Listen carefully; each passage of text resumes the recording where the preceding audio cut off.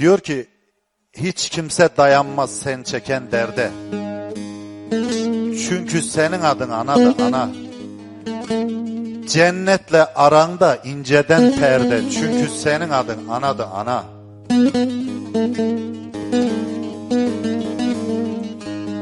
Duysa Qaradaşı erider laylan. Dağları yerinden yerider laylan.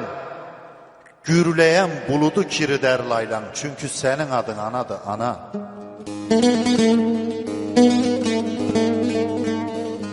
Dünyanın çilesi üzümde senin.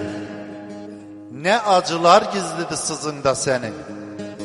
En şirin uykular dizinde senin. Çünkü senin adın anadır ana.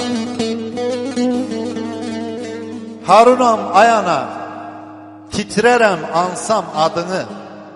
Hangi sevgi verir ana dadını? Yuvaya gerersen şah kanadını. Çünkü senin adın anadır ana. Senin adın anadır ana. Bütün ölmüş annelerimizin mekanı cennet olsun. Hayatta olanlara da can sağlığı ve uzun ömürler diliyoruz efendim.